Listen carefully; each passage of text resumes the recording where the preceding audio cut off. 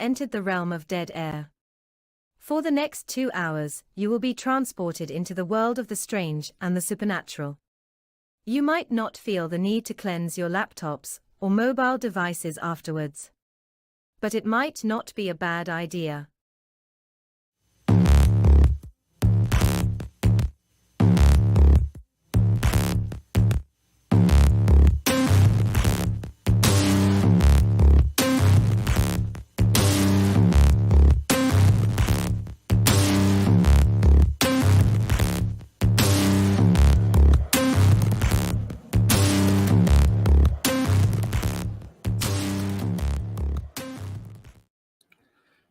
Here's my problem, Ken.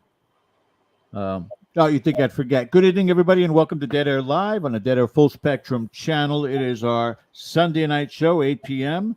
My name is George Lopez. With me, as always, Mr. Ken DaCosta from the great state of Rhode Island. Thank you guys for joining us there in the chat. Don't forget to hit that subscribe button. Also, the thumbs up for our wonderful performances that we put on our show each and every week, and a reminder bell for other upcoming content, including some little surprises here and there, little treats for you guys along the road. We are simulcast with KGRADB.com, KGRA on Facebook, and I want to thank you guys all for joining us. So, Ken, I have a problem. Yeah, let's hear that problem, George. Do you remember the movie Blue Thunder with Roy Scheider about the helicopter in L.A., the Apache? Yeah, I think they ended up doing a TV series about it, or either Airwolf. That was Airwolf. That was the shoot off on that. Yeah, but I remember it. With Jan Michael Vincent and Ernest Borgnine, right? Okay, yeah, so yeah. You remember that. Okay, good. Yeah, I do. In the movie, there's a point in time where Roy Scheider is driving out of the parking center below the police station, but before he takes off in his Corvette, he clicks on his watch for 60 seconds. And the reason he's doing that is to see if he can count to 60, if he can focus enough to count to 60 that he's not having any kind of PTSD issues, whatever it may be. That's what I do on a regular basis. I regularly, if I'm not in view of a clock and haven't been for quite some time, I will, before I look at the clock, look and guess the time. And each time that I do that, 90%, I should say, not all the time, 90% of the time, I'm 3 minutes off. Now, that may not mean anything to you, Ken. Does it mean anything to you? Possibly missing time, George. Well, you're close.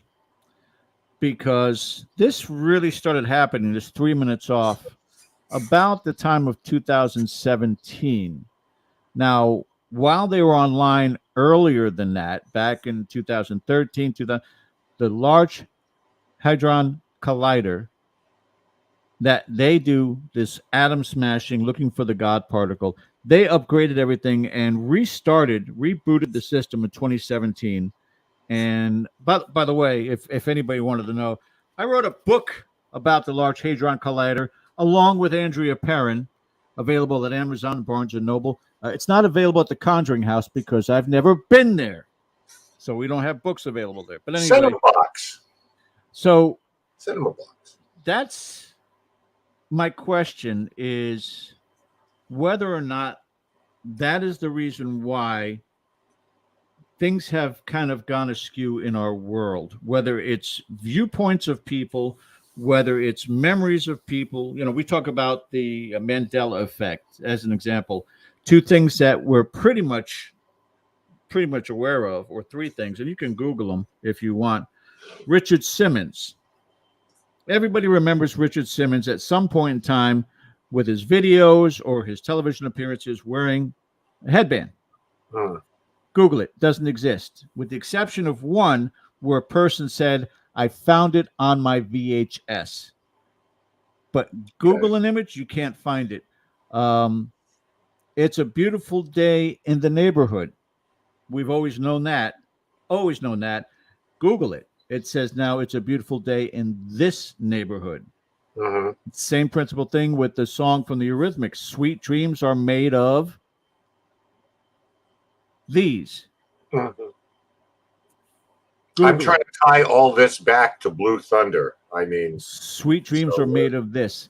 Well, tying it all back is that I'm always 3 minutes off. If our world has shifted over 2 or 3 dimensions, is that the reason why things are not coordinating? My internal clock is not matching up. Is that also the reason why things happen with wildlife where they're not doing the things they would normally do? Because we're on a dimensional shift, 3 degrees or 3 minutes or whatever it may be, that this is happening. And this is why all these things, the Ed McMahon, never, ever, ever.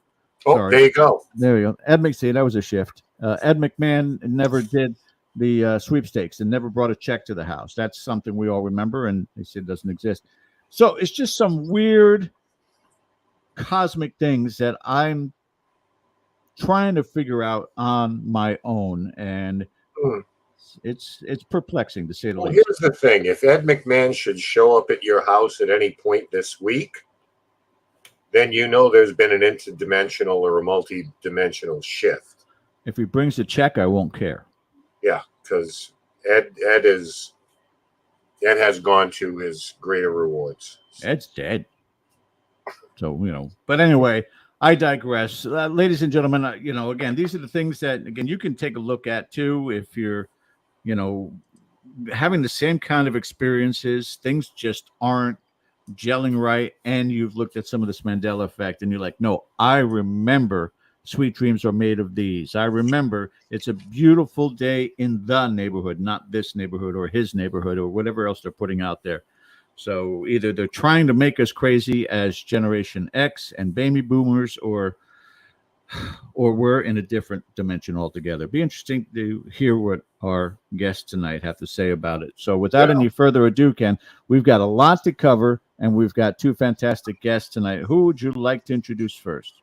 Yeah, it's I'm going to pay attention to those things now. Well, first of all, tonight we're going to maybe get the answers to some of these things, and we're going to get the answers to a few things, because last week we had some guests on where we were about to go into a committee meeting about UAP phenomena, and we speculated what may come about it.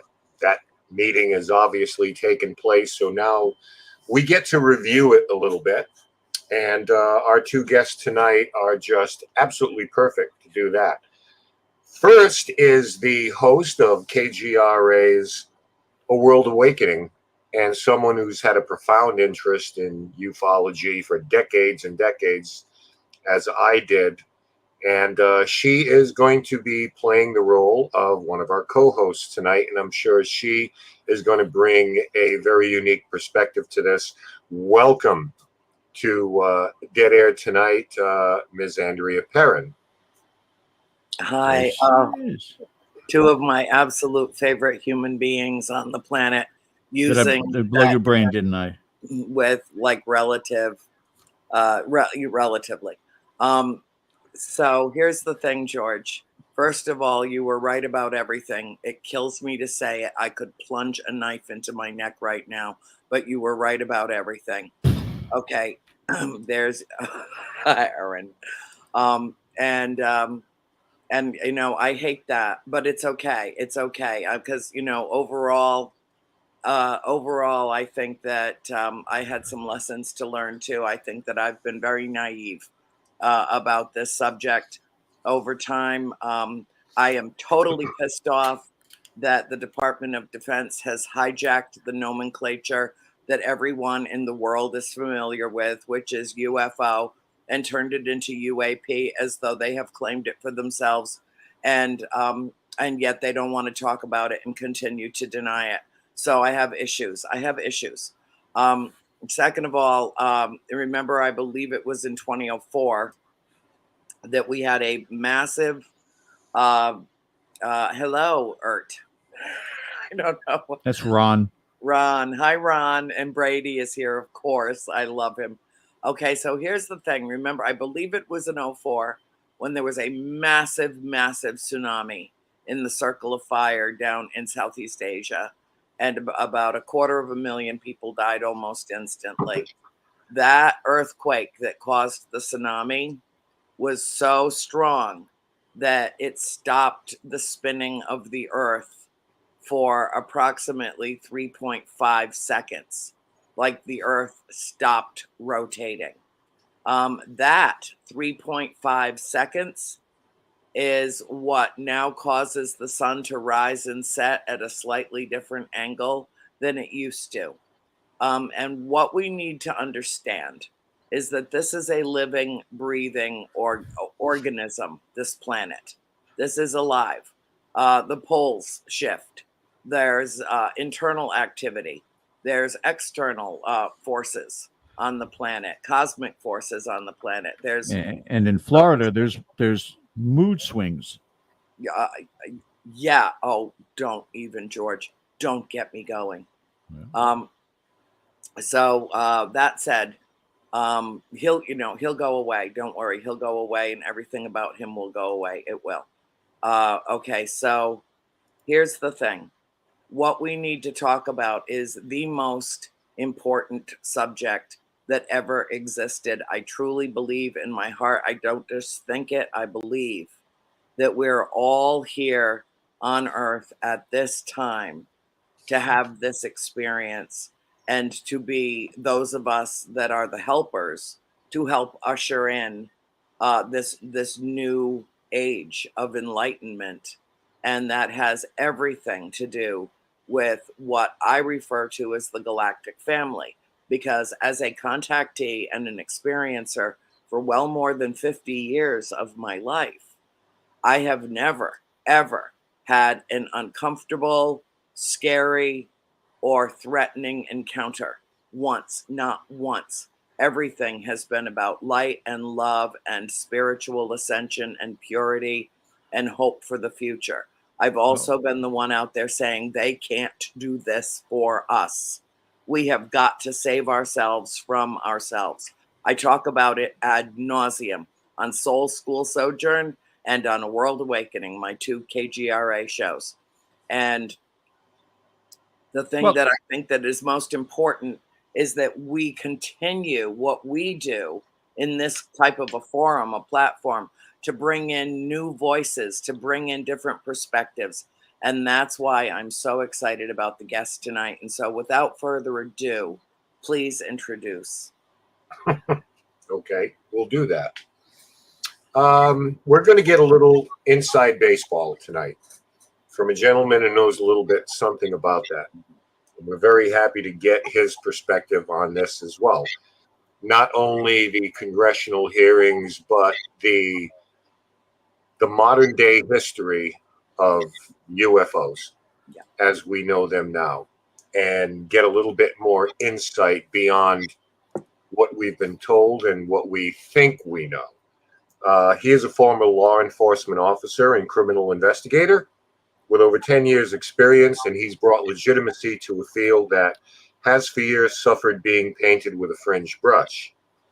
He has appeared on numerous times on Larry King Live Talk Show on CNN, has been utilized repeatedly as an expert commentator and technical advisor by NBC's Hard Copy, Fox's A Current Affair, and recently was the technical advisor and on-screen expert for the Fox Television Sightings program. If you know anything about me, you know that I still, to this day, think one of the best programs of its type ever made, as well as the show Encounters.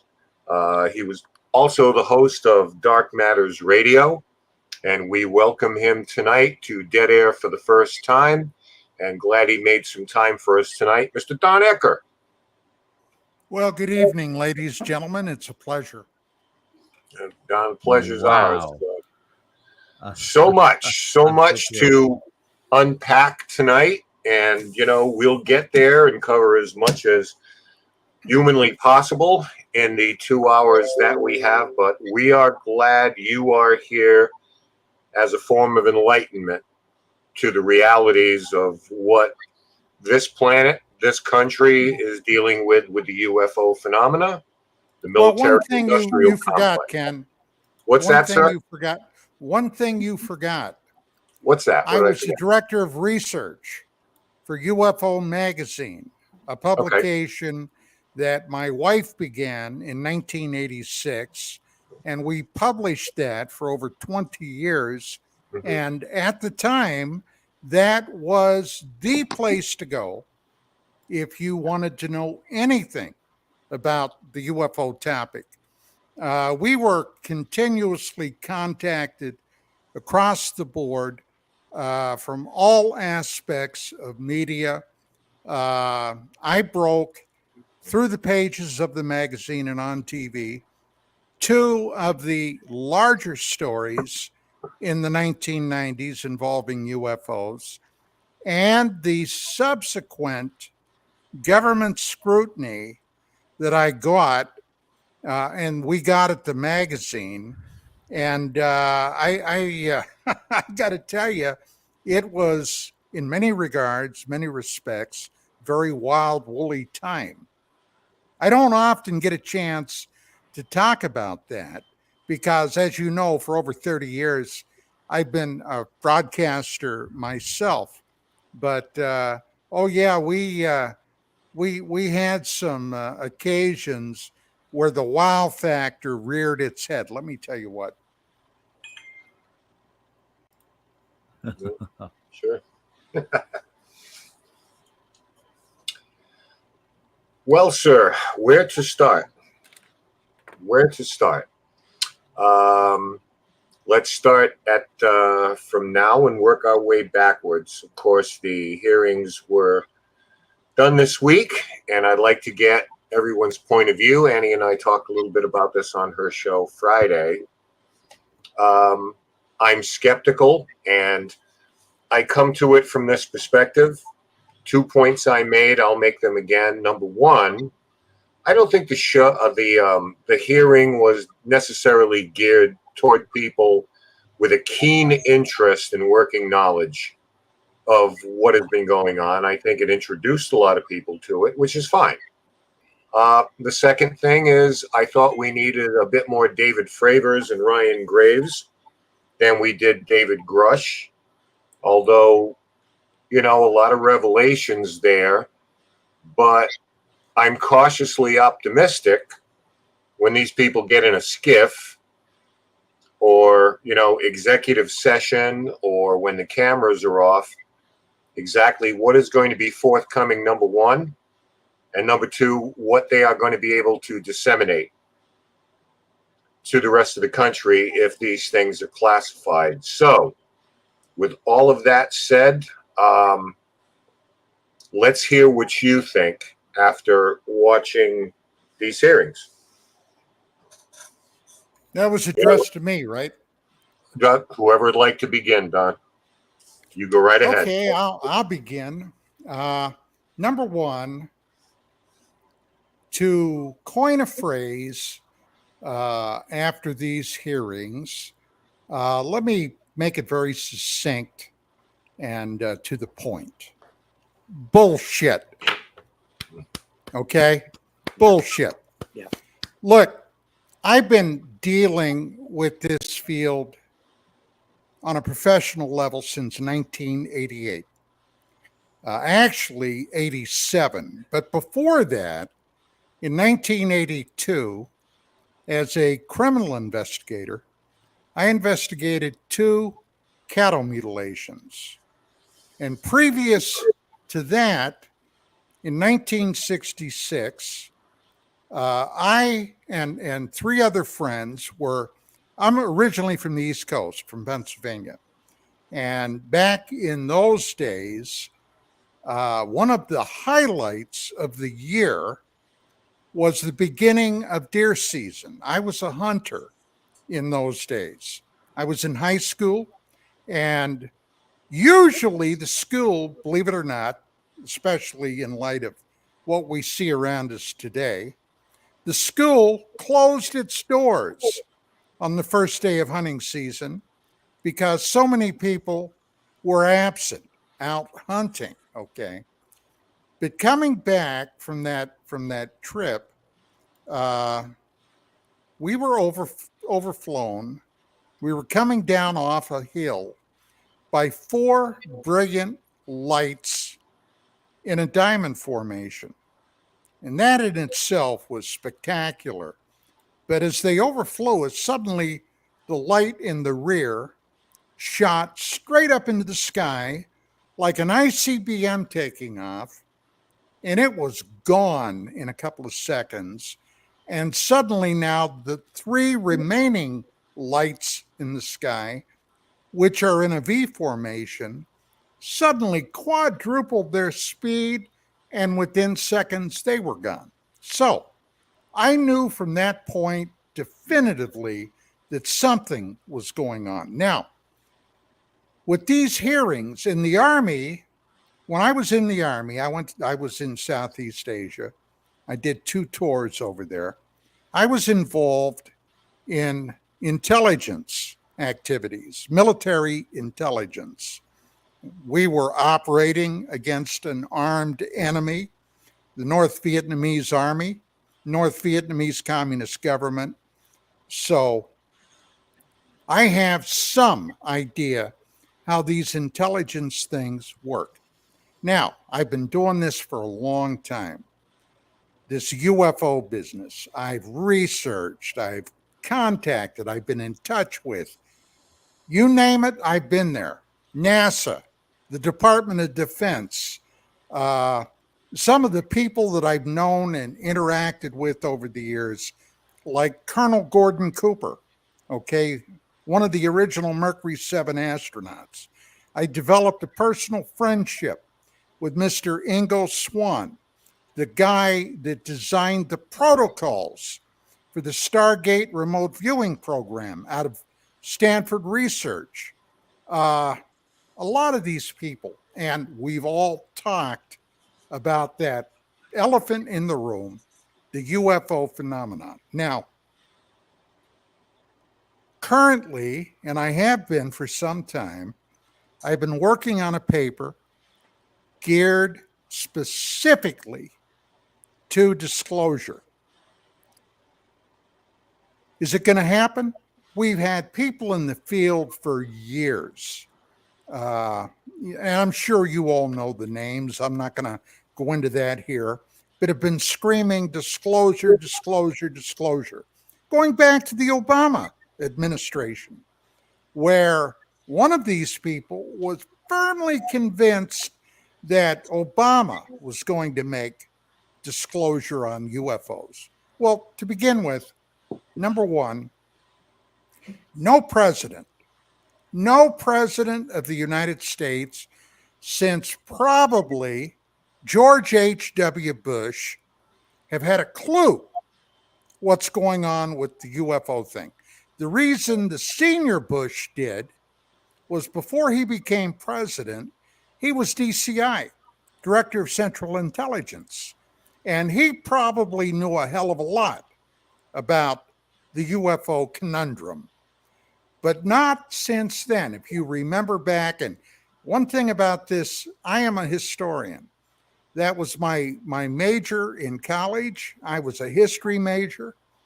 Originally, I wanted to be a history instructor. That never happened, but I have followed this. I've documented it. Clinton, W. Bush, okay, Obama, Trump, and our current president today, who, of course, it's open to conjecture if he knows where he is from day to day.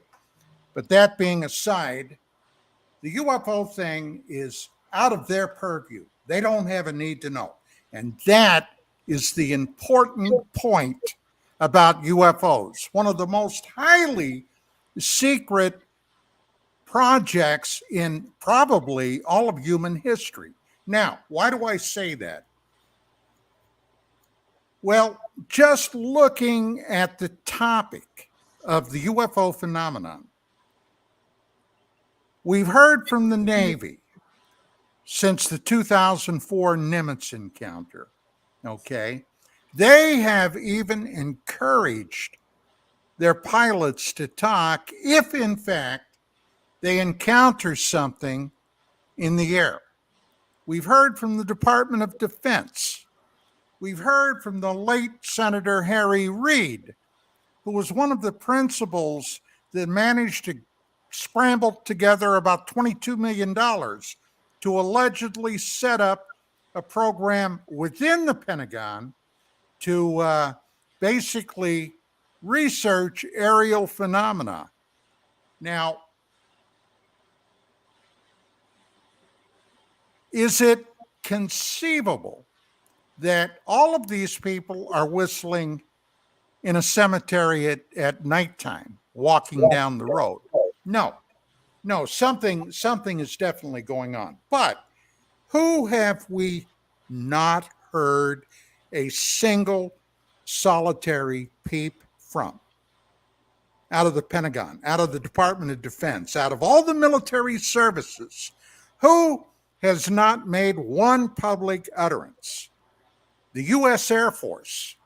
They were the people detailed to track this down going back to 1947. Now, where did they come from? Well, during the Second World War, our Air Force was a part of the United States Army. The Navy had their own air wing. The Marine Corps had their own air wing under the Navy. The Army had its air wing.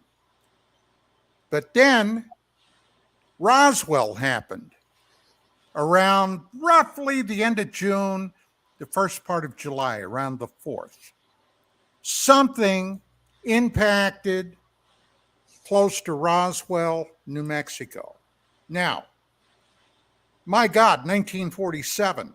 What in the hell could have anybody been interested in that remote location that probably, other than the fact that we had a state called New Mexico, the rest of America had no clue about?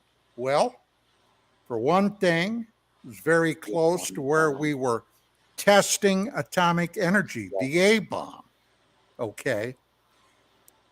It was where we were testing new types of radar, military R&D, and it was where the only nuclear capable military organization on the planet was, the 509th. And something happened there that the military, the intelligence people have lied continuously about ever since. Now, within weeks of that event at Roswell, suddenly the government gives us the National Security Act, which is signed into law. Now, a lot of people may wonder, National Security Act, well, what the hell's that?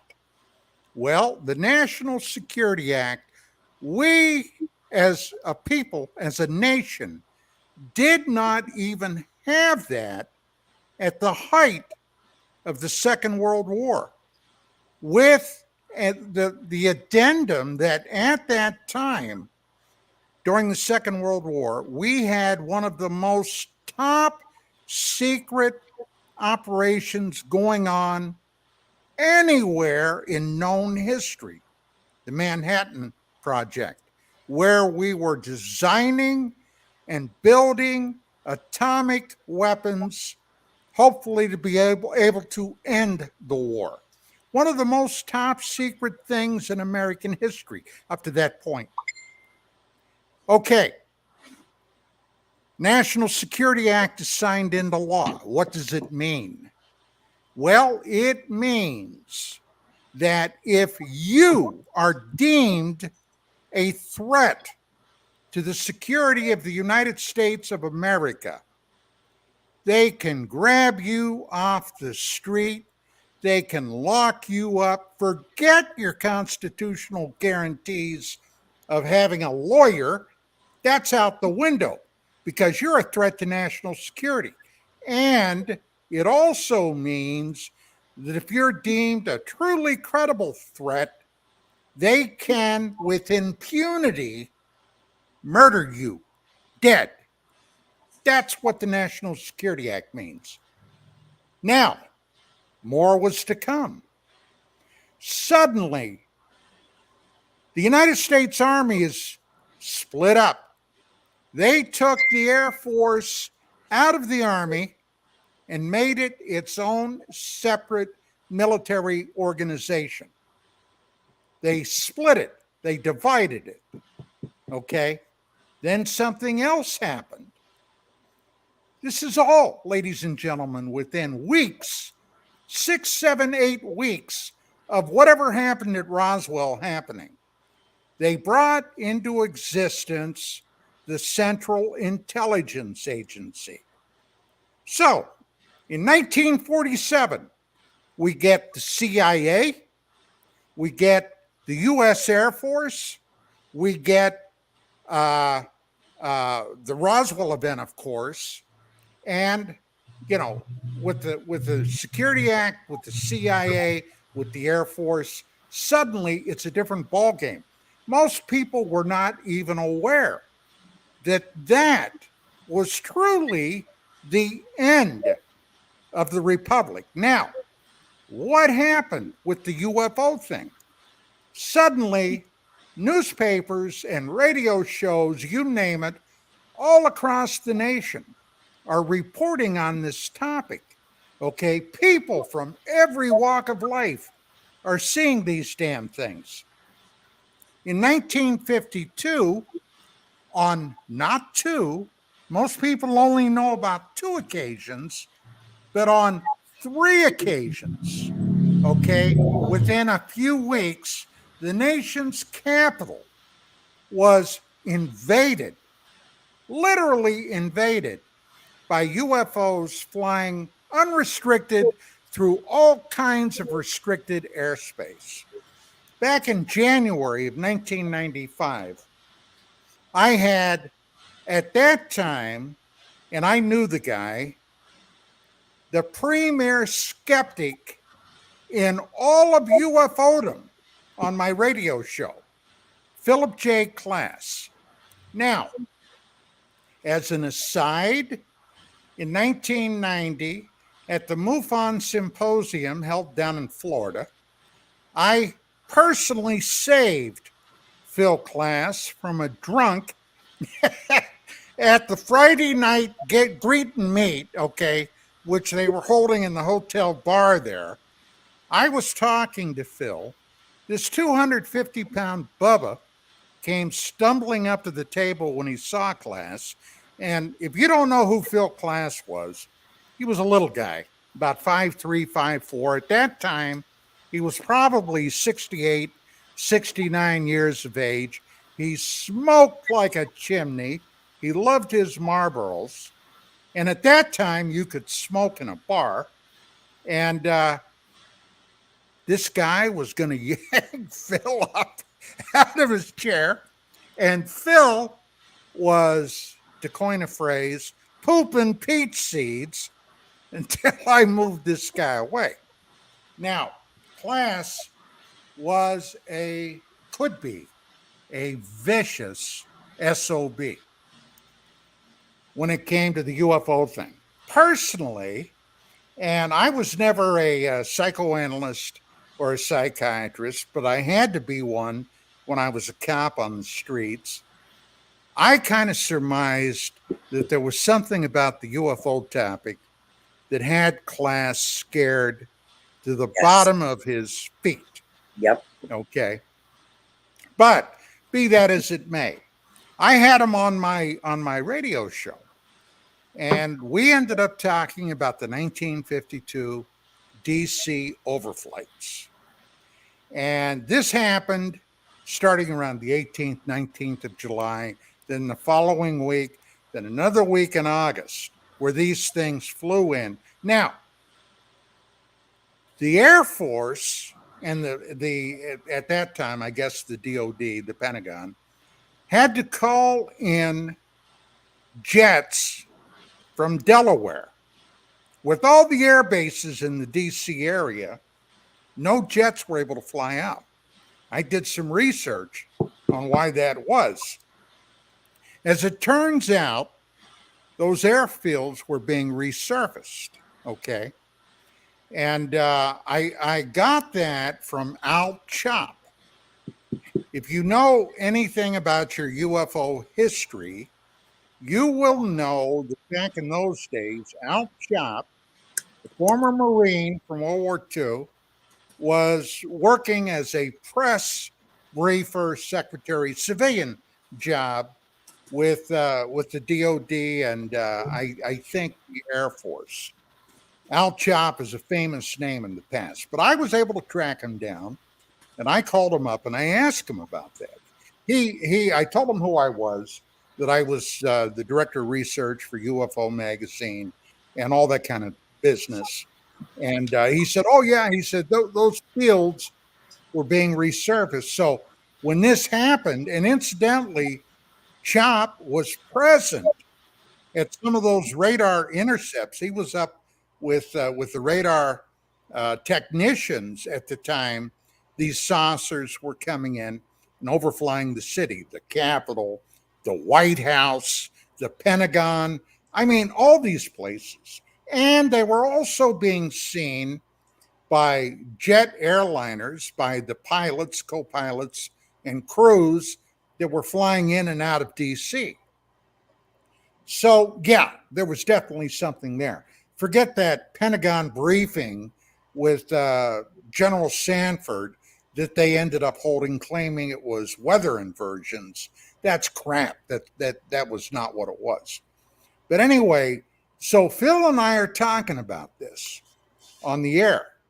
And he said, "Well, Don, if that's true, if there were things in the sky, the Air Force, the government, the Army, they would have had hundreds of interceptors. They would have had them sitting there just waiting." And I said, "Phil, they couldn't. Those air bases were out of commission for launching and receiving flights because they were being resurfaced." Suddenly, and I've got this on tape, it is funny, he exploded. If you ever watched Phil Class on TV, every once in a while, Phil would have a temper tantrum and he would just blow up. Well, he blew up on my radio show and he started screaming, "Bullshit! That's pure bullshit!" This was over the air radio, right?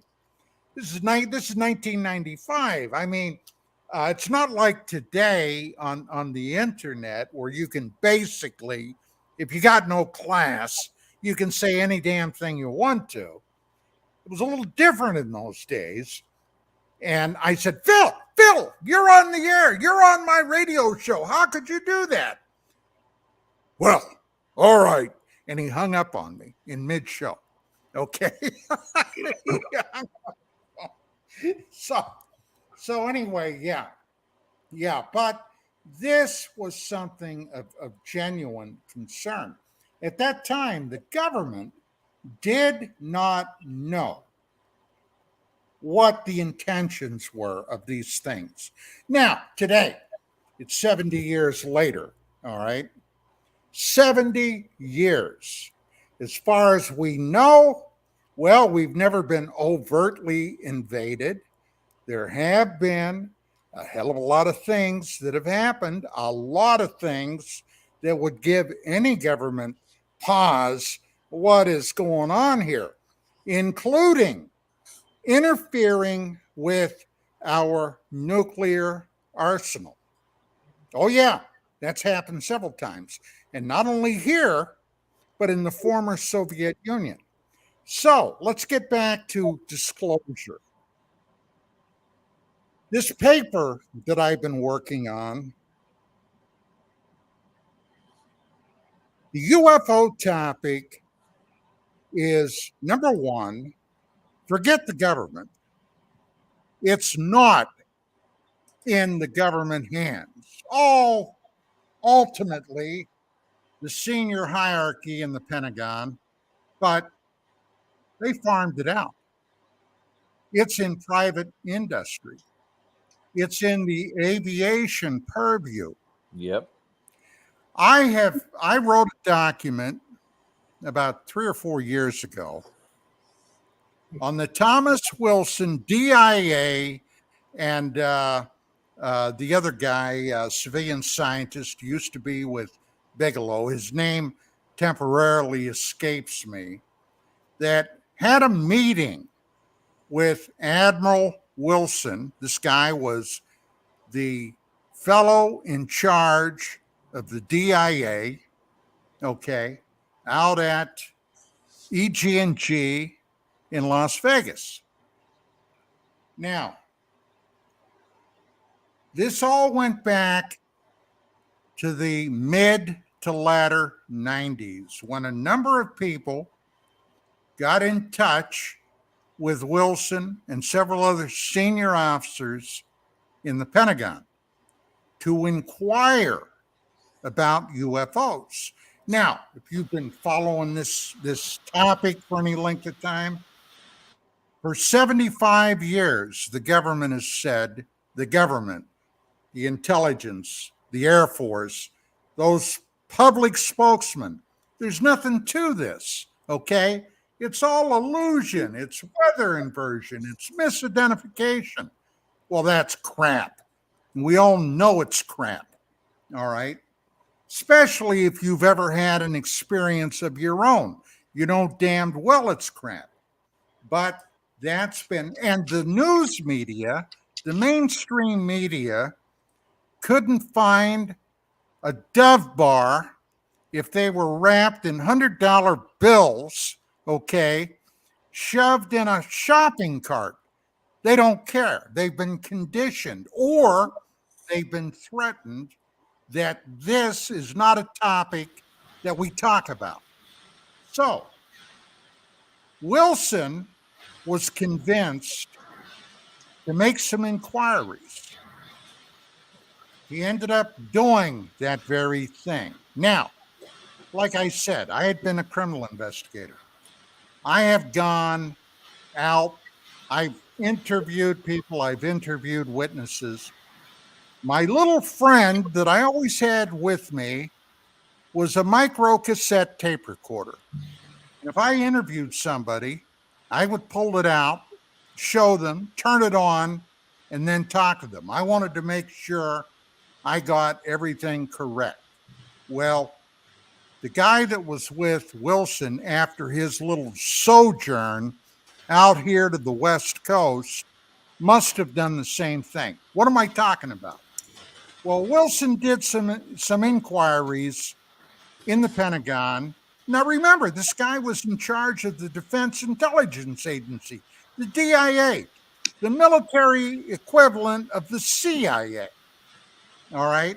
He talked to some people and they said, well, if there's anything to this UFO business, probably one of these aviation space corporations out in California. Well, he got put on to one of them. Now, I don't know for a certified fact it was this one, but I have my reasons to suspect it was Lockheed. Lockheed's got the skunk works. If you know anything about aviation history, all the whiz-bang stuff came out of Lockheed.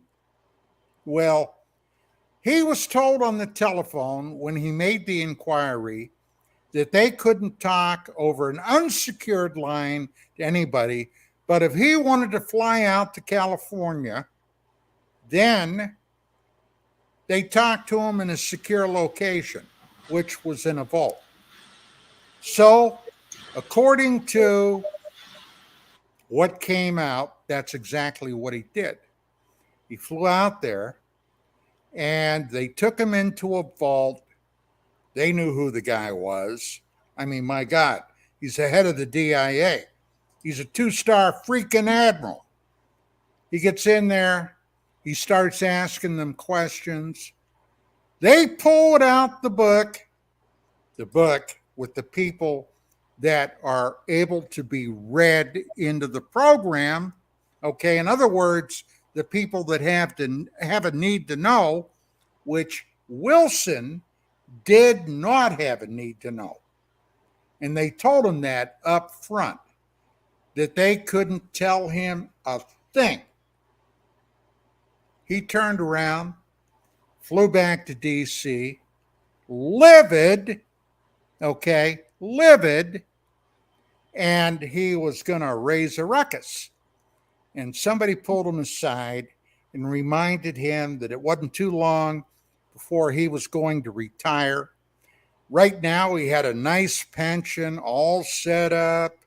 Okay. Hey, who knows? Maybe they'll even give you another star when you retire.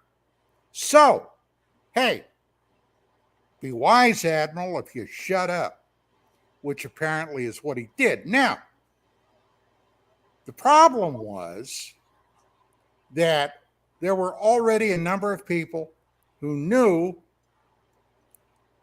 that Wilson had flown out there. So he was contacted by this civilian scientist.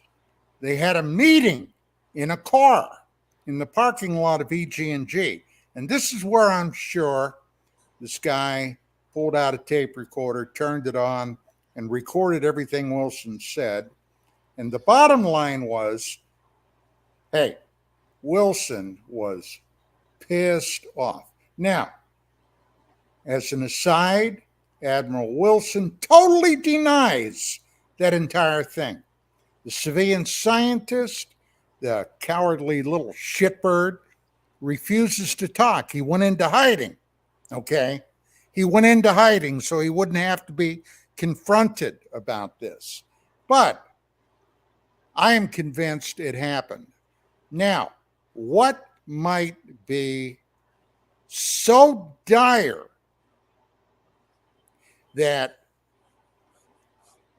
the senior military officers running this, basically this nation, the military in this nation are so afraid of? Okay, what I'm going to talk about now is speculation on my part. Granted, I consider it pretty informed, but you can do with it what you will. Something, I am convinced, was discovered in the aftermath of the Roswell event. Okay. Now,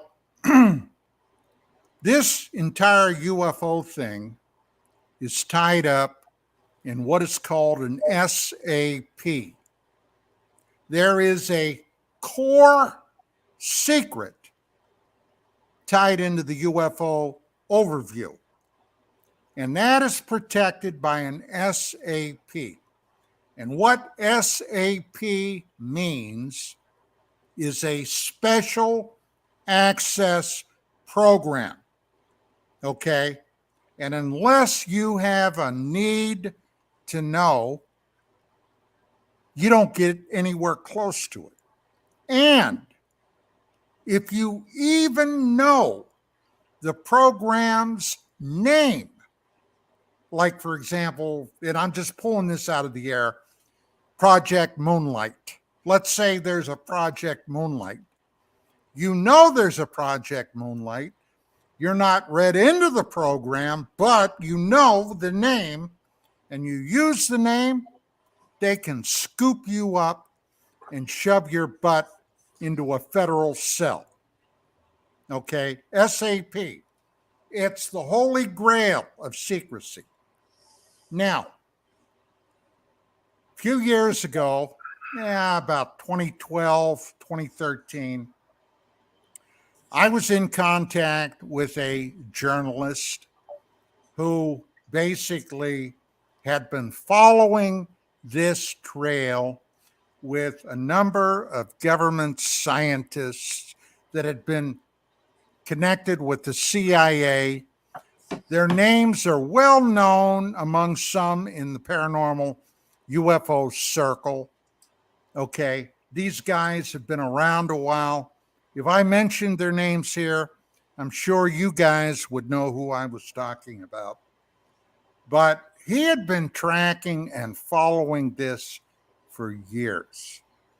And he told me, he said, Don, he said, I don't know what to say. He said, I believe that there is something to this core secret, the fact that it's wrapped up in an SAP, the Special Access Program, that tells me thousands of tons about whatever it is, and they are terrified that the core secret, that's the operative word, the core secret of whatever this is, if it comes out, they are terrified it could upset civilization. So, hey, I'm not exactly a dummy. I've literally spent years thinking about this, and I've been involved in this up to my eyebrows for 35 years. I have a speculation in part of what this might be. This is my speculation. Hey, you can tell me I'm full of it if you want. That's cool, because this is still America. Everybody's entitled to their own opinion. But the bottom line is, in my book, there are more than one group of visitors coming here. Now, doesn't matter if it's from another star system, as far as I'm concerned, doesn't matter. Doesn't matter if they're interdimensional. Doesn't matter.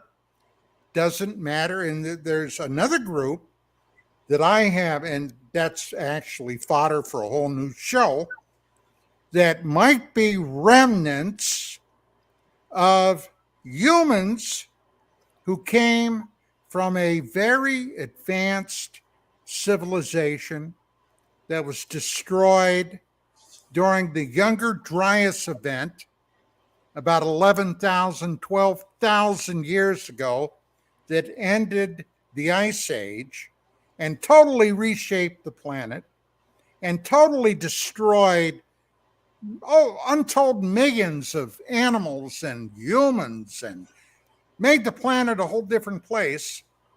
If there were advanced humans then, and they got out of here and later came back, that could be another group.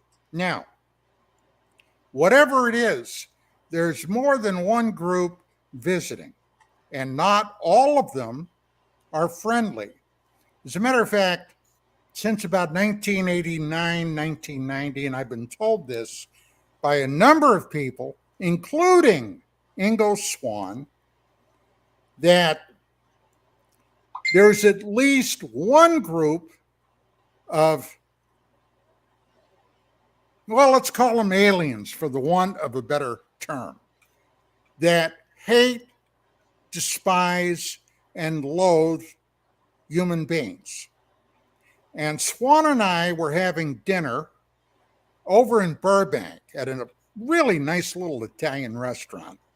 And he was out here from New York visiting. He had family out here. We got together for dinner. And I talked to him extensively about his book, Penetration, which, if you've not read Ingo Swann's book, Penetration, all about the remote viewing program and things that happened to him during that program, a program that the CIA and the DIA funded for over 20 years with military, remote viewers, and they must have been doing something right, because if they weren't, the DOD wouldn't have financed it for over 20 years. And no, they didn't shut it down in the 90s. It went deeper underground, probably today, under the auspices of the NSA, the National Security Agency, because we have something that works and you get valuable intelligence from it. You don't get rid of it. Okay, that's crap. So anyway, we're talking, and I said, well, why do they hate us? And do you have any insight? He said, yeah. He said, I think it's because every human being has the potential, regardless of the extent, the potential for psychic talent. And this group regard that as a threat to them because they are psychic. Oh, okay. So, what could part of this be? This fear? Well, ladies and gentlemen, I've researched for a long time the fact that we, believe it or not, may be in a near vicinity of a war zone. There is conflict going on in near space to Earth. Okay, now, even this David Grouch claimed that he heard there may be a dozen or so vehicles that the government recovered. Okay, maybe more, who knows? And it never made sense to me. If these beings are so technologically advanced, why would these damn craft keep crashing? Well, we had pretty advanced craft in my war in Vietnam. We had the F-111, we had the F-4, we had all these airplanes that flew like a dream until what? Until somebody stuck a missile up their tailpipe. Well, I think that's what a lot of these crashes may have been as a result of this interstellar conflict that I believe is going on out there. So, if that's part of it, that could be one of the reasons they're terrified of disclosure. And look, I've been talking a hell of a long time, so I'm going to shut up now and let you guys chime in. Well, it's a perfect time to take that break because we are up against the clock for our mid-show commercials. So we're going to go hit those guys. When we come back, we're going to continue on with our discussion with regards to UFOs and the congressional hearings that just occurred last week. And we'll get everybody's opinion on that. Stay with us, guys. You're watching Dead Air Live on the Dead Air Full Spectrum channel. We'll be back right after this. 3 minutes.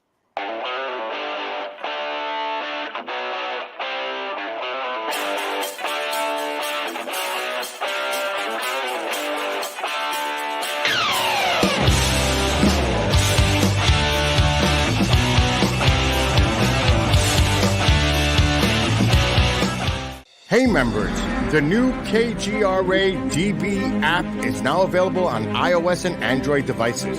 Gain on-demand access to any KGRA DB programming. Download any show directly to your mobile device to listen or watch on the go. Go to the App Store and search KGRA DB.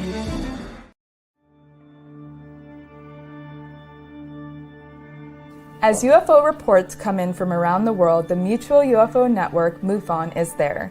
We continue to explore new cases and build our massive database. We share our information with the world in a number of ways. If you'd like to be part of our investigative team, you are always welcome. What could be more exciting than exploring the UFO question firsthand? Join MUFON, find your friends.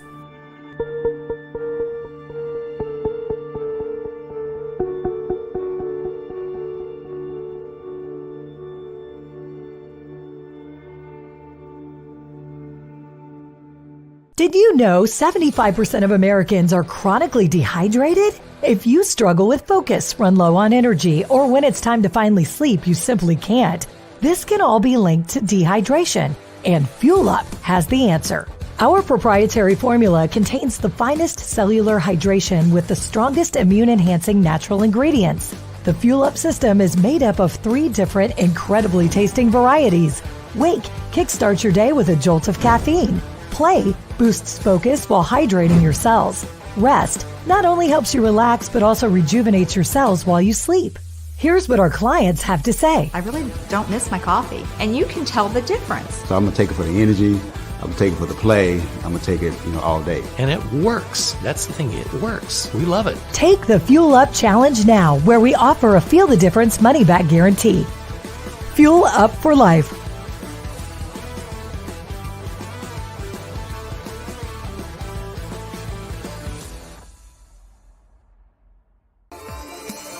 You're listening to the KGRA Digital Broadcasting Network. We provide unparalleled coverage of trending news in the world of ufology, cryptozoology, and paranormal phenomenon. Whether you're watching our video live stream or listening to one of our audio programs, you are getting the best from world-renowned researchers and hosts, guiding you through topics the mainstream won't touch. Miss one of your favorite programs? No problem. Head over to the members area at kgradb.com for access to our massive library of award-winning content. Make contact, stay connected, only at kgradb.com.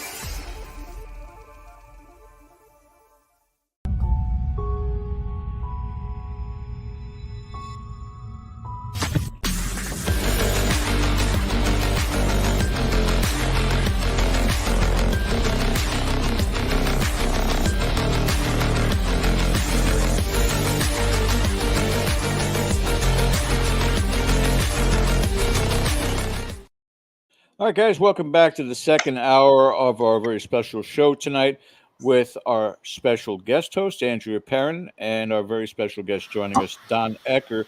And Ken, I think you wanted to get some more time, have Andrea jump in here on this also?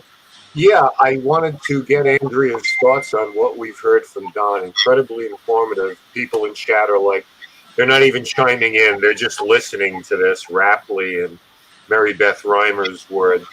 But leading all up to this from Roswell and the establishment of these agencies, which all seems to make sense to tie in, do you have like an overview of what's being kept from us and how is that affecting us in different ways? And do you see a valid reason or any number of valid reasons why we're not getting what we'd like to have out of this?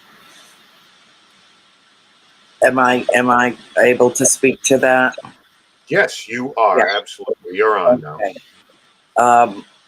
As practically, I would say virtually a lifelong contactee, the messages that I have received, I agree with what Don said. I can understand why there may be some races who are threatened because they don't want us to know what they think, because we possess the ability to communicate telepathically and psychically, and when that occurs, perhaps what their intentions are can be revealed. I have always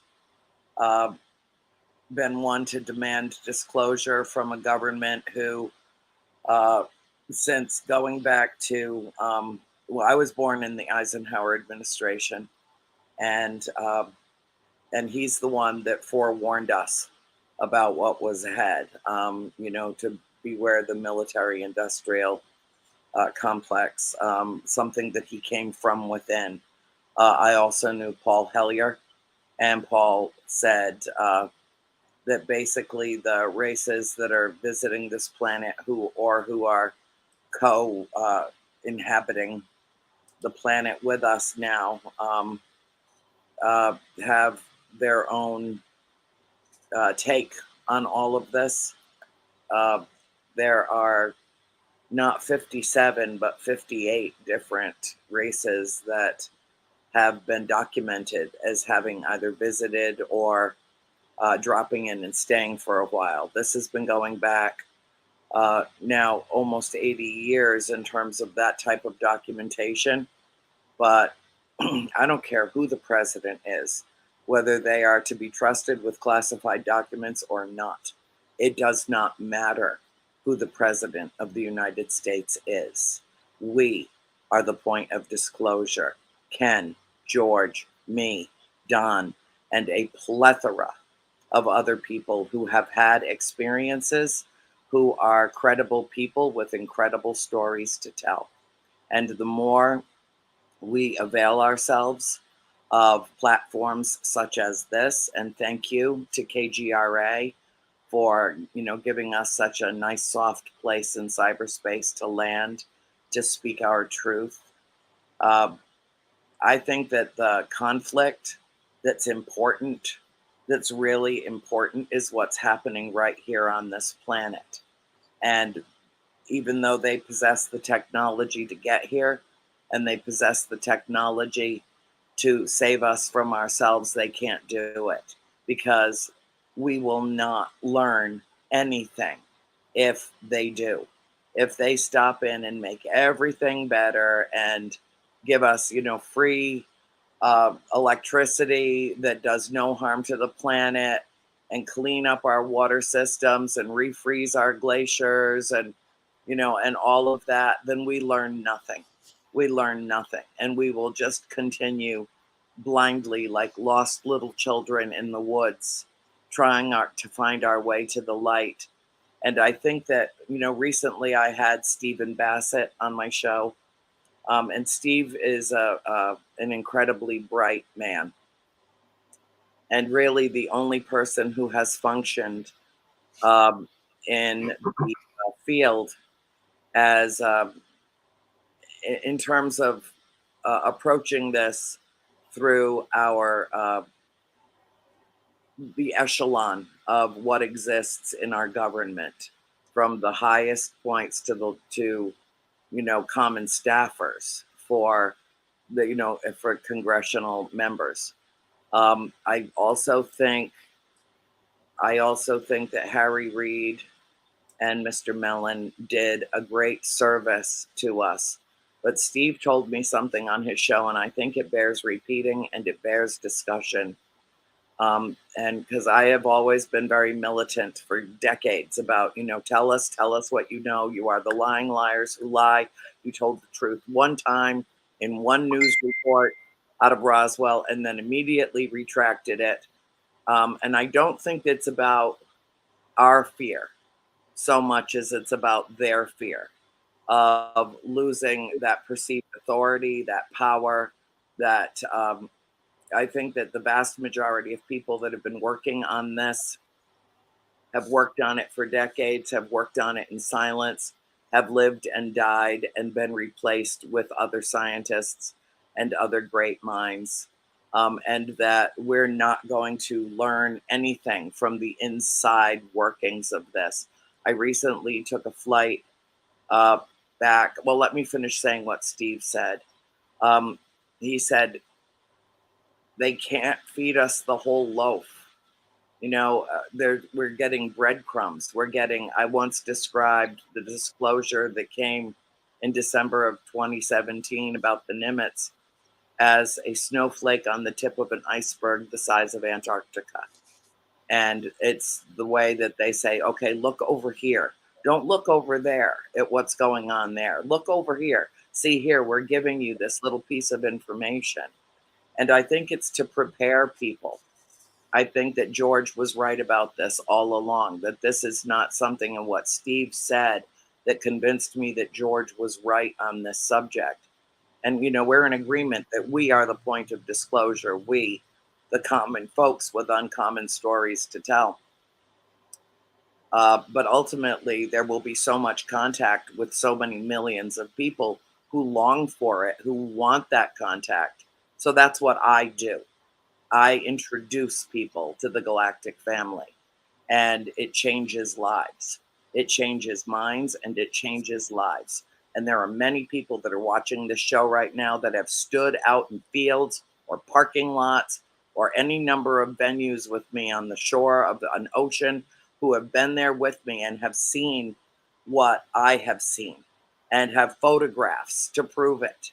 And that's wonderful. But Steve said, if you're starving, he used the notion of a plane crash and the people that were the survivors that had exhausted all forms of nourishment.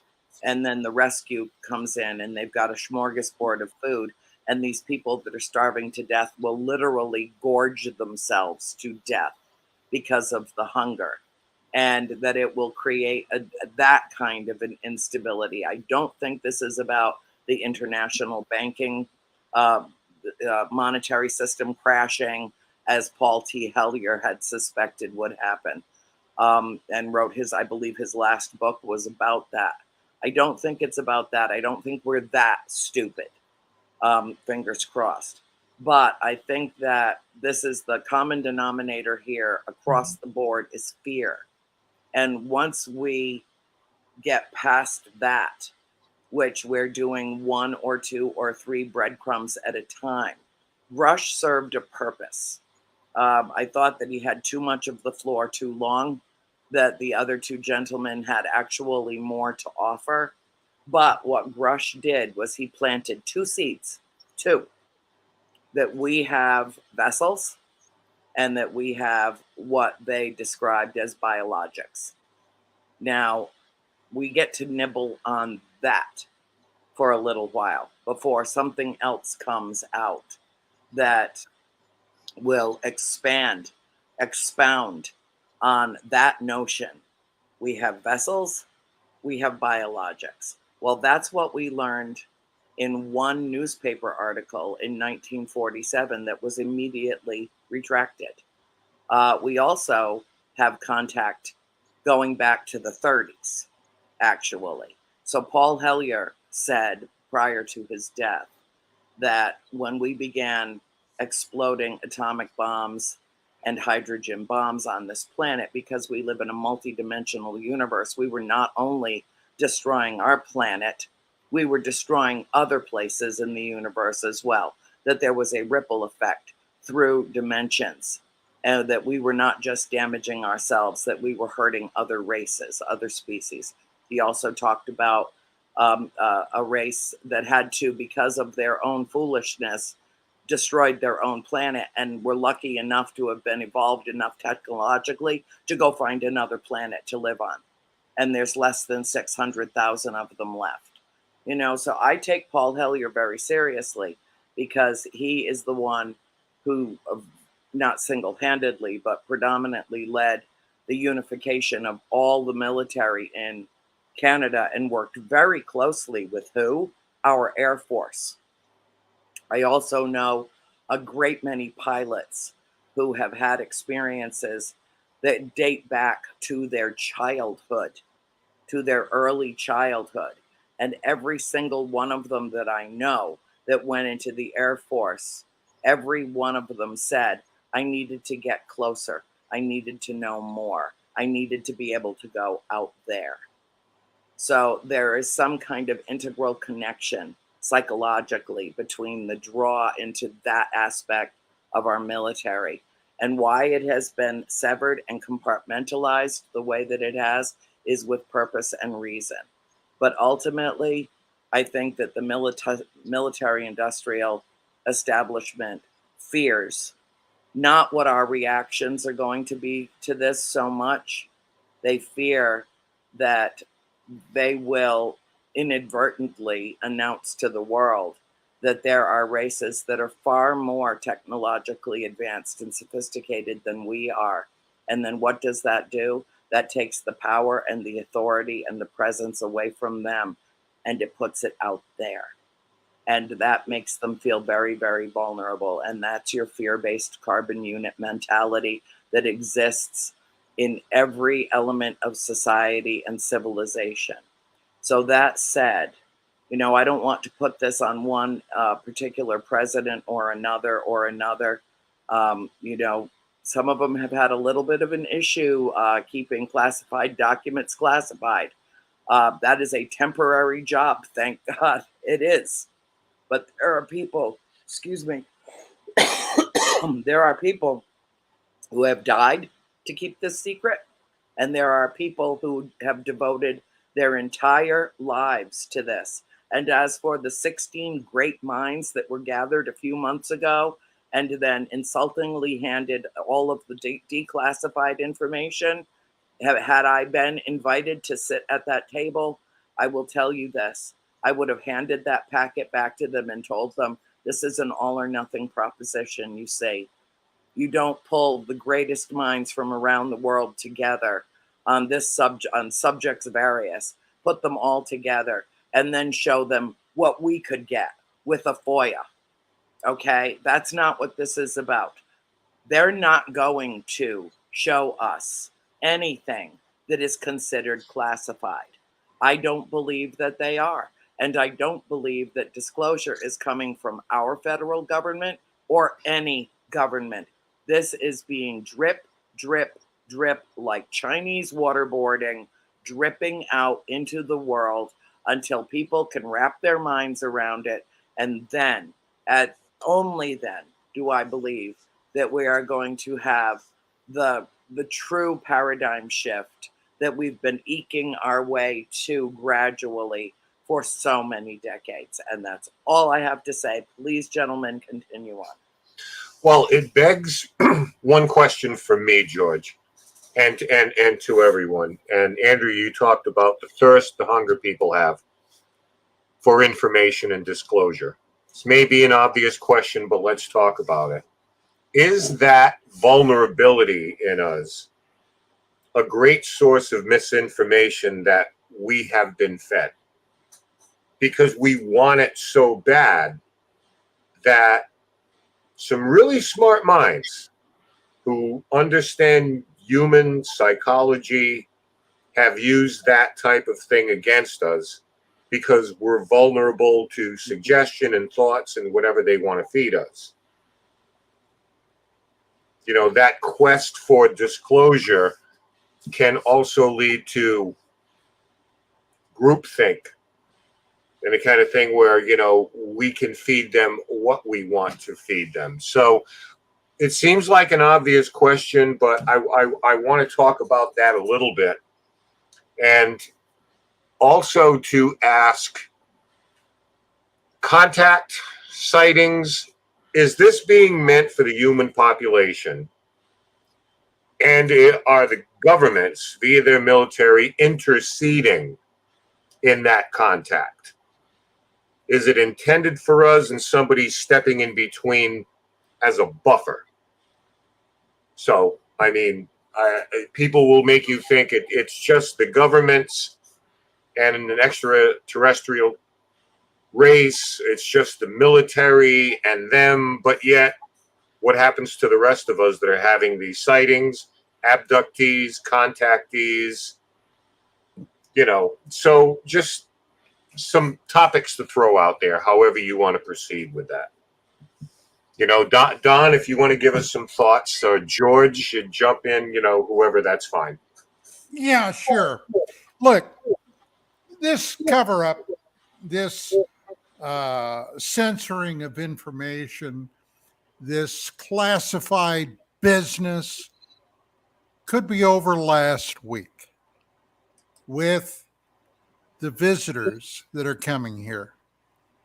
If it were basically in their benefit to do it, they could do it now. It wouldn't matter who tried to stop it. There would be no stopping it if they wanted to make themselves publicly known across the board. Been saying that for years. Yeah, there is a reason on their part, whoever they are, why they haven't done that. Now, on the surface, it doesn't seem to be a malignant thing. They don't want to take over, you know, the surface of Earth. They, up to this point, have had you know, they've had no inclination to do so. Could they? Absolutely.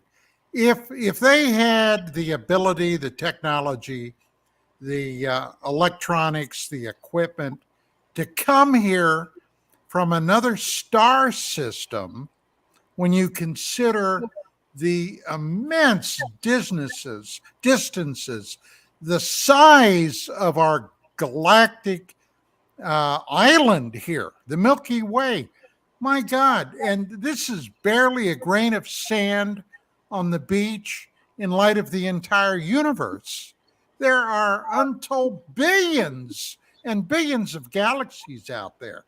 The whole idea of, are there extraterrestrial beings out there? My God, That to me, that question is long past, being asked. Of course there are.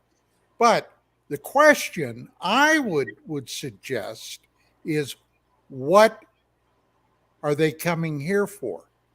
And why have they decided to stay? Look, they, in my opinion, have been here as long as there have been Homo sapiens sapiens.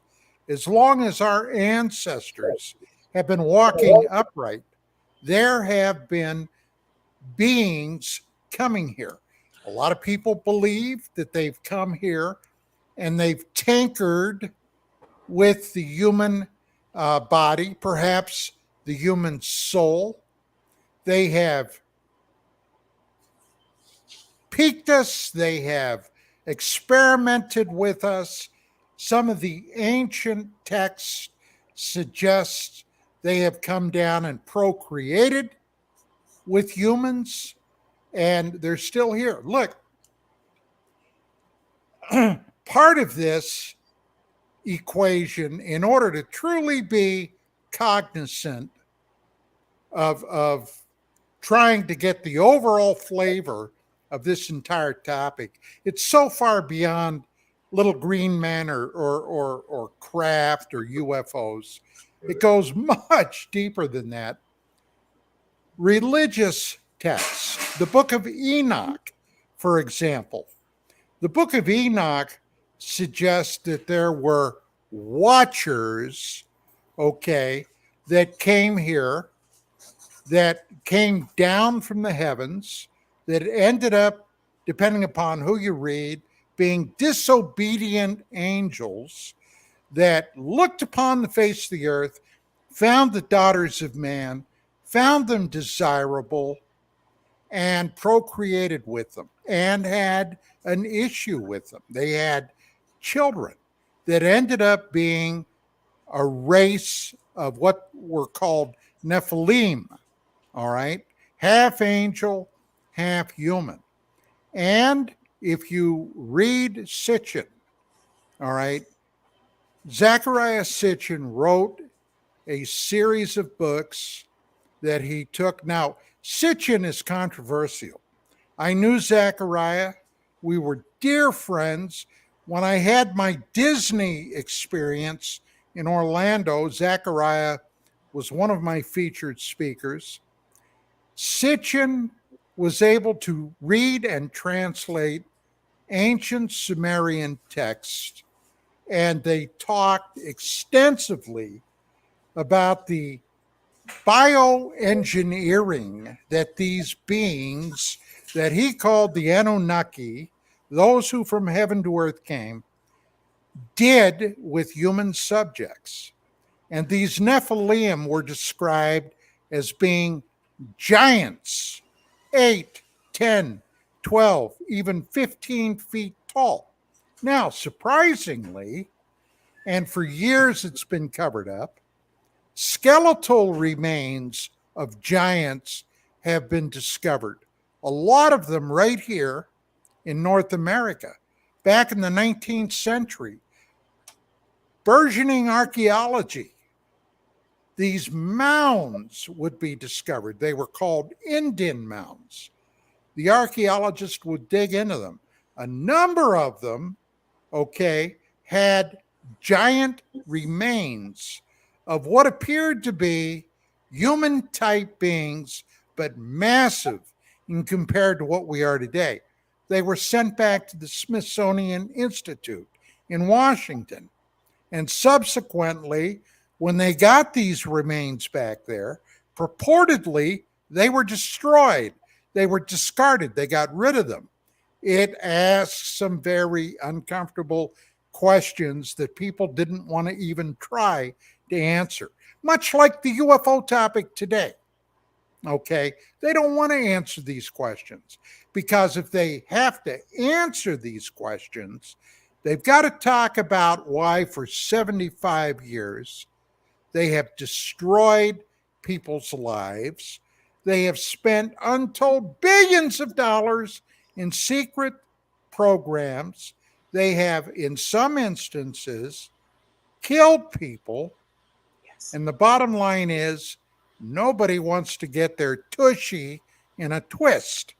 So, okay, it's like everything else. It's naive to me, truly naive, to believe that we will ever be handed disclosure. The only way that it might change is if one of these things crash in the middle of Los Angeles or Washington, D.C. or New York City. Boom. Yeah, George. Yeah, I know you agree with that, George, for sure.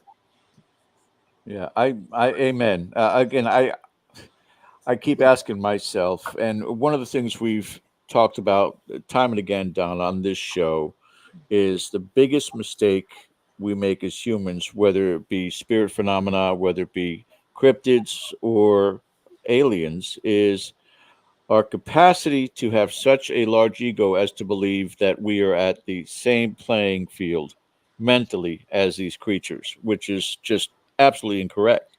But I try to imagine why they're here. I try to imagine what purposes, and there's certainly not anything that they can learn from us.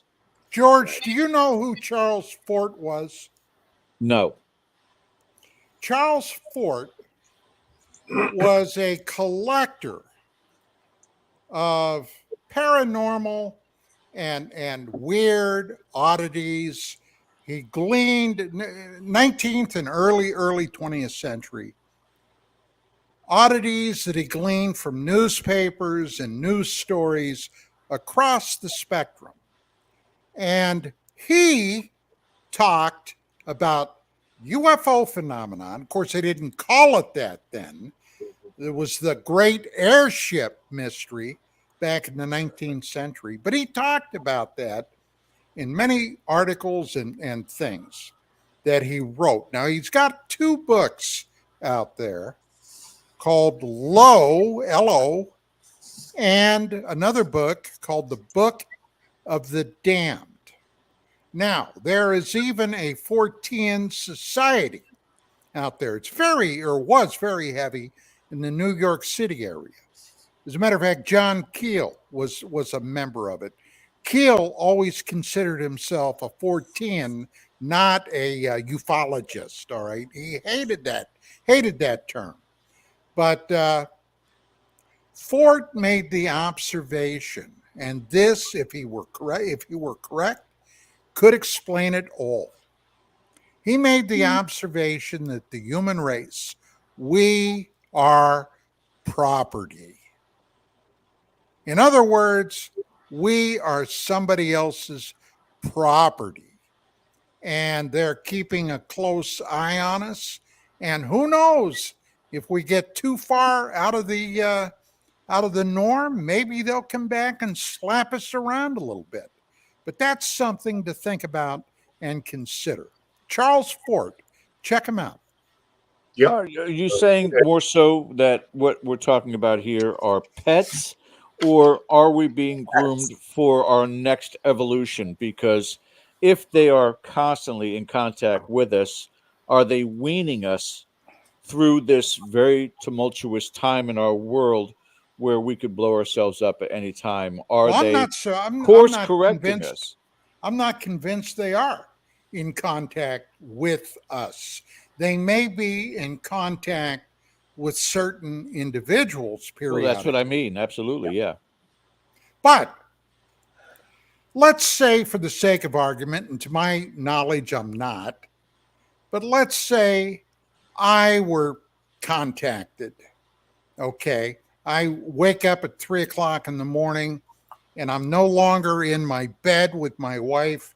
I'm sitting on or lying on a steel table somewhere, and I've got these weird guys around me poking and prodding and doing whatever. And I say, "Who the hell are you?" And they mumble something at me, and then they send me back. So I wake up in the morning and I tell my wife about it. And then I start telling all my friends about it. And before you know it, there's going to be a guy at the front door in a white coat with a butterfly net. Because how can I prove this? In other words, it's just another story in 80 plus years of stories. And ultimately, in my book anyway, it means nothing. I am used to facts and evidence. Now, maybe if I were able to grab, metaphorically speaking, an alien ashtray and bring that back, okay, that might be one thing. But, ultimately it means nothing. Look, I've been listening to stories. Oh my God. All during UFO Magazine. That's one thing. We had stories, people calling us up. And often, I truly knew not what to say. I'm certainly, now look, when I was a cop, I had a pretty good bullshit detector. Okay. I could tell often, and I had a gut instinct about things. I could tell often if I thought somebody were giving it to me straight or not. And many of these people, I was convinced they believed everything they told me. But ultimately, what do you do with it? What can you do with it? You see what I'm saying? Right. Sure. Circling back to these hearings, among the misgivings I had was what I thought was a little bit of unpreparedness by the questioners. And I'll give you my example. Yeah. We hear national security, national security, national security. But no one there asked the question that dealt with the amount of incidents, and Don, you mentioned it before, over nuclear bases, whether it's Maelstrom, Rendlesham, Roswell, bases that had nuclear capabilities. And I'm not going to say it's a disproportionate amount of sightings, but boy, that seems to be a target, if nothing else. And there have been stories where we went offline for a little bit. Look, scary thing, but no one asked that question. Several years ago, when the History Channel ran that series Unidentified, okay, with Lou Elizondo and Christopher Mellon and Hal Puthoff and the guy from the Skunk Works and the Rock and Roller, and how the hell he got into that mix is anybody's guess. Okay, from Blink, what was it? Blink 182. Yeah. How the hell he got in there is anybody's guess. But they had some, fairly powerful hitters. But I reached out to Lou Elizondo. I didn't have any way of trying to get in touch with Mellon. But Lou Elizondo, now look, I don't want to sit here and act like some jerk blowing my horn, but there aren't many people that have a depth of knowledge into this field like I have. And it took me years to get it, okay? Years of research and sweat and deep digging and talking to people all across the board. I butted heads with people at the DOD, and I butted heads with people at NASA, etc. And every skeptic you've ever heard of in this country. And I wanted to talk to Elizondo to lay especially some of these older cases on him. Older, yes, but important. Maelstrom, for example, you hit the nail on the head. Rendlesham, you hit the nail on the head again. What George Knapp uncovered in the former Soviet Union, okay? Yeah. I knew Dr. Marina Popovich. I was instrumental in getting her on American TV. I don't know if you know who that is, but she was the female aviator equivalent of Chuck Yeager. All right. This woman broke aviation. She was a colonel in the Red Air Force. Her husband was General Pavel Popovich, the first human being back in 1962 to rendezvous with a separate spacecraft in orbit. And they were married, well, until he ran off with his secretary. She was still pissed off about that when I talked to her. But anyway, this woman laid some stuff on me. They were having the same problems in the former USSR that we were having here.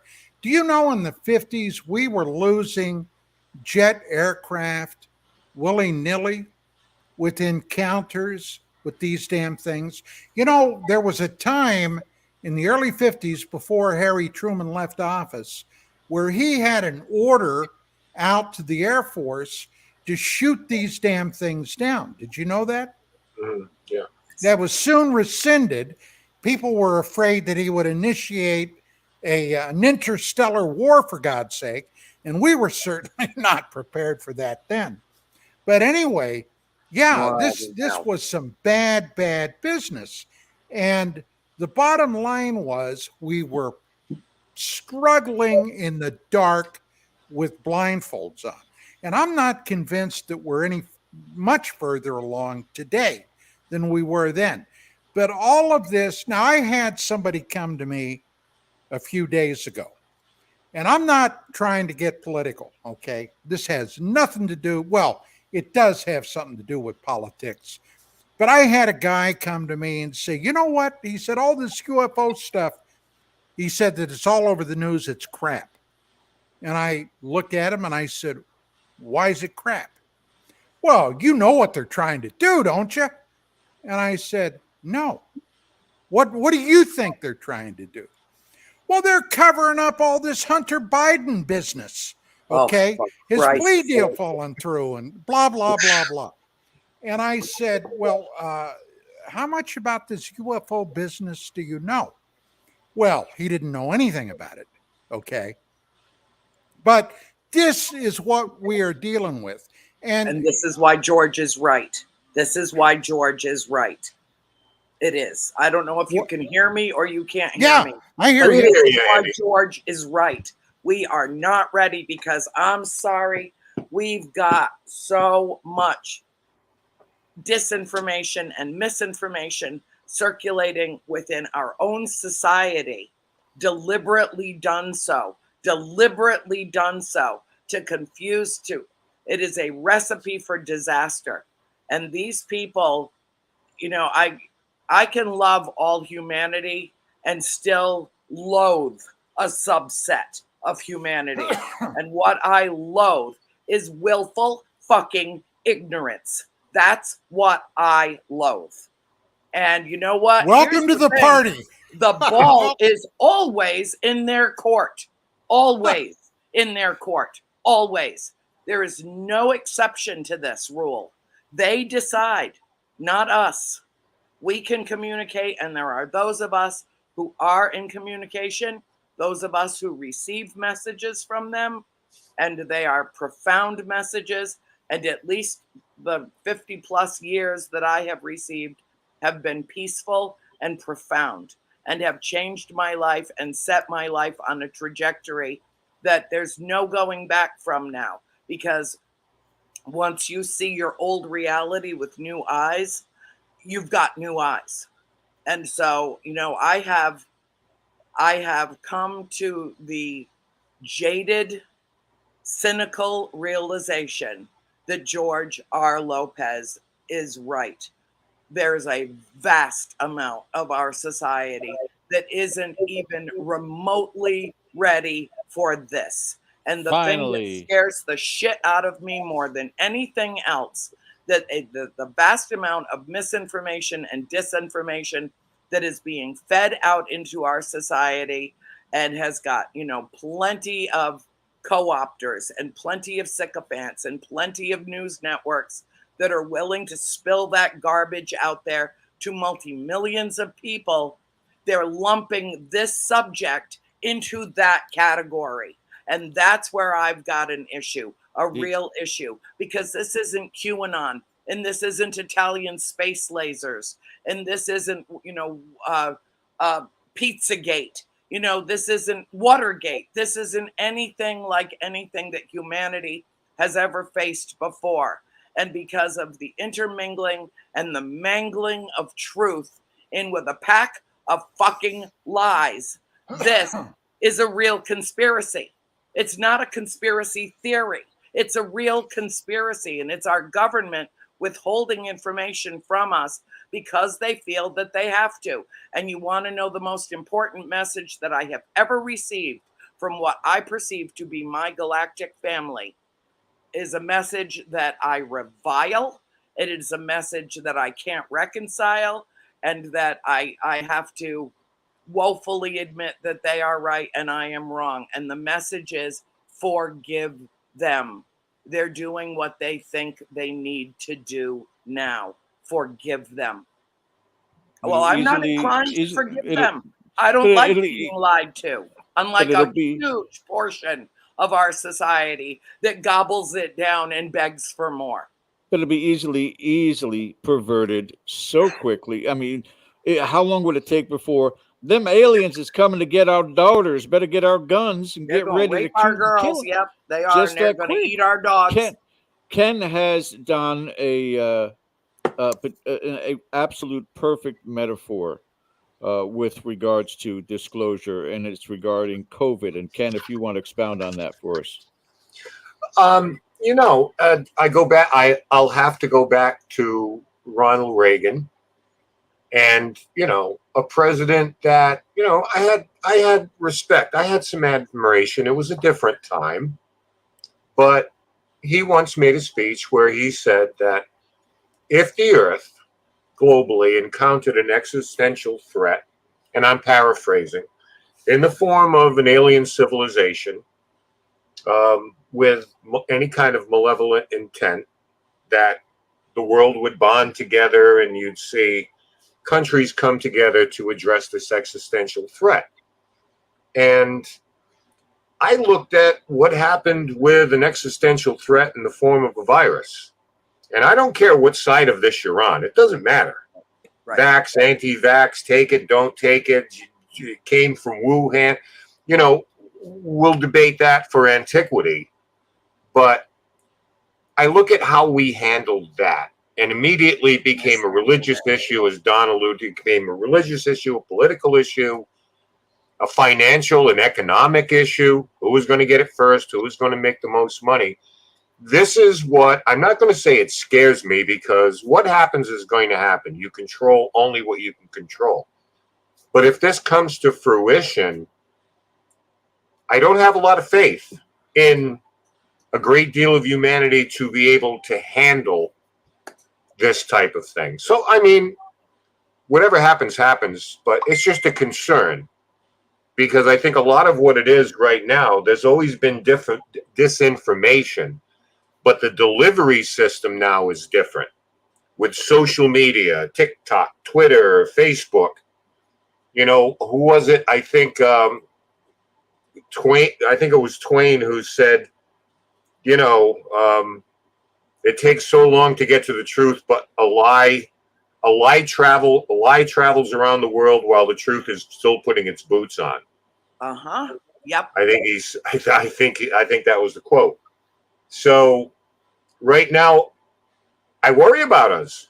Don, with this. And again, I go back to you got to ask the right questions, and I don't care, get into that skiff and do what you need to do. But let us say, for the sake of argument, the intelligence agencies, let's say everybody comes clean. Okay, you got us. We're going to tell you everything. Where does it go from that skiff?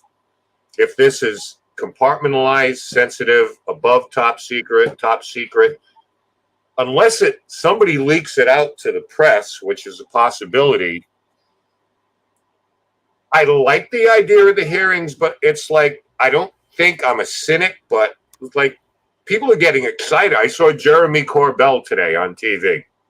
You know, filmmaker, does a lot of, has worked with George Knapp, Bob Lazar. We're all set now. According to Jeremy, we're all set. This is full steam ahead now. More hearings coming. We're all set. No, it's a ruse. It's just another. Yeah, I don't know if I can't go down that road. You got to show me something. You know, and that's, you know, that's my thought on that, guys. Well, I like to equate our plight as being suffering the mushroom syndrome. You know what the mushroom syndrome is, right? They keep you in the dark and throw a lot of shit on you. Exactly. Yes. Exactly. Yeah. Yeah. Well, you know, look, until such time as this changes, our overall society, our culture, I mean, my God, we can't even decide today. And I thought the question was settled by nature, but we can't even decide who's male and who's female today. But could I please address that, Don? Because don't you think that there is at least a plausible possibility that humanity and our DNA structure is complicated enough that there is room in this society? It is a scientific fact that 10% of the world population is exclusively homosexual. In terms of you know, population control, thank you very much. Now, I look at it simply. Okay, if you're born biologically as a male, okay, well, at birth you're stamped male. If you're born biologically female, okay. Now, after that happens, all right, you may decide if you're a male that you like other males. You may decide that you gravitate toward farm animals. And I'm not trying to be funny, all right? But biologically, you're still a male. But if Don, you have the surgery, 50 years ago, this surgery didn't exist. 50 years ago, if somebody was born as a female and lived their entire life feeling as though psychologically they were trapped in a female body, but they had actually more male hormones because of whatever reason, you know, hormonal imbalance is a real thing. Mental illness is a real thing too. All of this is real. And if you approach this from the, you know, the fact that 3% of babies are born as hermaphrodites, 3% of babies are born with the genitalia of both sexes. That is natural. Now there is actually surgery that can correct it as the child grows so that they can choose what sex feels more comfortable to them. But consider at least the possibility of this. Consider that there is a passive aggressive alteration that is occurring with humanity. Well, I don't we are no personally longer carbon-based DNA, are becoming crystalline light DNA. I'm not judging, okay? I'm not judging. I'm not accusing you of that. But there are actually animals on this planet, including frogs, that can quote unquote leapfrog from being male to female back to male again, because it is part of their reproductive, or it's part of the reproductive function of the organism. Well, we have different reproductive functions as well. Plus, if we are being infiltrated with crystalline light, if what we are being messaged about is a real thing, then perhaps this whole notion of unisex, or people who have who feel strange in their own bodies, but now they live in a time when that can be rectified, where that can be, so that they can live the life that they felt that they were born to live. And I just don't believe that if the science has caught up with the mentality of all of this, that there's any reason why anyone should be denied access to the medical treatment that is now available to them.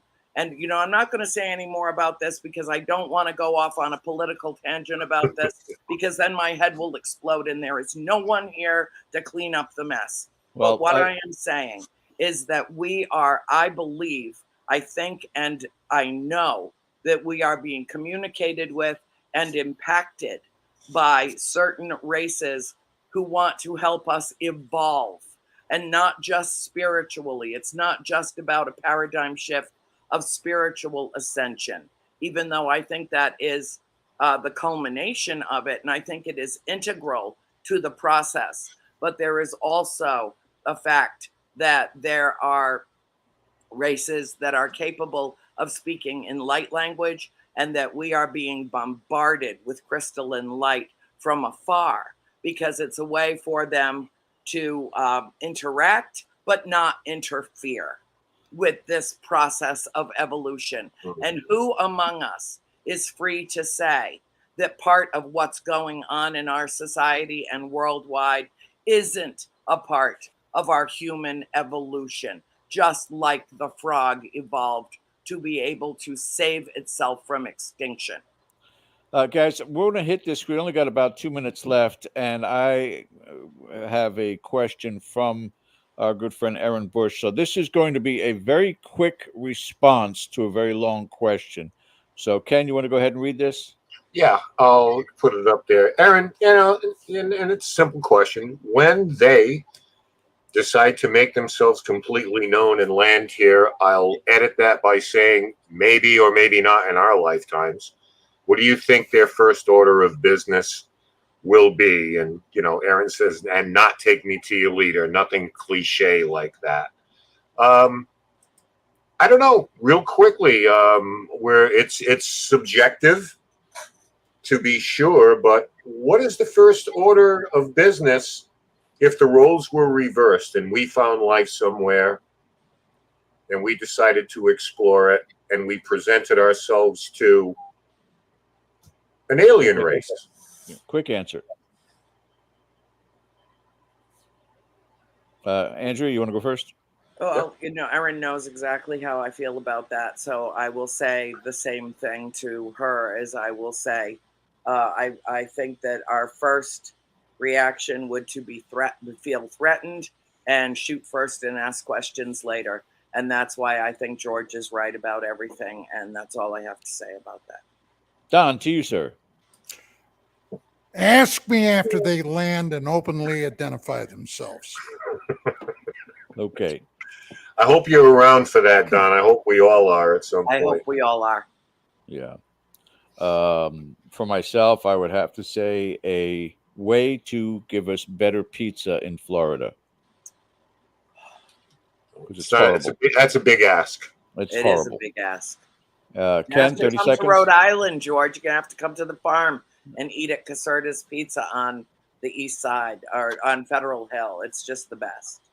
Can I just, before we sign out, can I just say thank you both for your time, your insight, your passion. This has been a great discussion.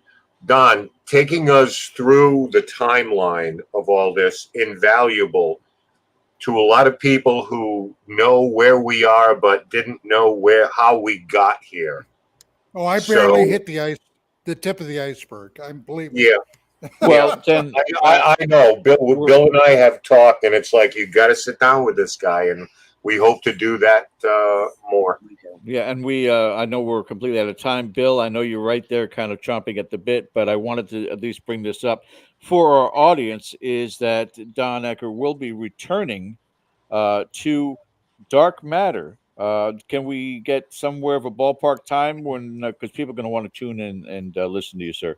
When you coming back? Well, I'm already doing a show with another guy by the name of Gary Cassell on Wednesdays, 1:00 Pacific time, and which would be 4 o'clock Eastern. But we're going to be changing the venue and coming back sometime probably in late August. Nice. Perhaps Monday evenings. But this is still up in the air, so we'll have to see where it goes. Fantastic. Well, we wish you the best of luck, and as if and when these congressional hearings convene and there's actually some progress, we would love to pick your brain once again and have you come back with us. Same thing with you as well, Andrea. But guys, we are way over time at this point in time. We're not against the clock, we're through it, so it's time to head on out. Thank you guys so much for watching us. We'll see you again next Sunday night at 8 p.m. Don't hang up, guys. Don, Andrea, stay with us. And you've been watching Dead Air Live on the Dead Air Full Spectrum channel. Have a good night. Thank you.